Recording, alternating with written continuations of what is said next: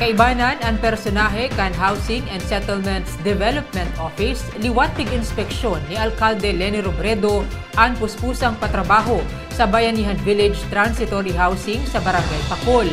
Naitugdok na ang 200 na units sa 300 gabos na temporaryong dadagusan kan lampas sang gatos na pamilya hali sa Barangay Lerma.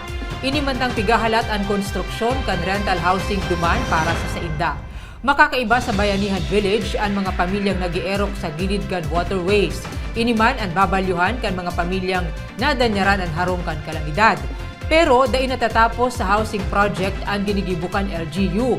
Apera sa istaran, mabugtak man in community center sa lugar kung saan igwanin playground, basketball court, internet connection asin meeting venue. Regular man ang gigibuhong koleksyon digdikan basura. Pigaasikaso na ang koneksyon kan kuryente sa lugar asin common toilets, mantang pigpaplano kan iba pang pamayo kan mga opisina kan LGU ang mga social services na hamanon para sa komunidad digdi.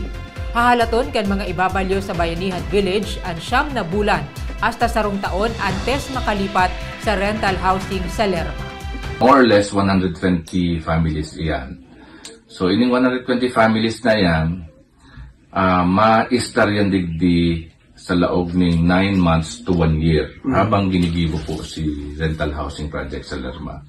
So minamawot kang opisina mi na kami kaya nahihilig mi na ang success kang sarong relocation site day man natatapos sa structure ka lang kang harong. Alaga dapat in place man sa mga social programs sa maski nga ni temporary housing ini dapat in place man gare si kumbaga, accessible mangyayari sa mga social services kan gobyerno.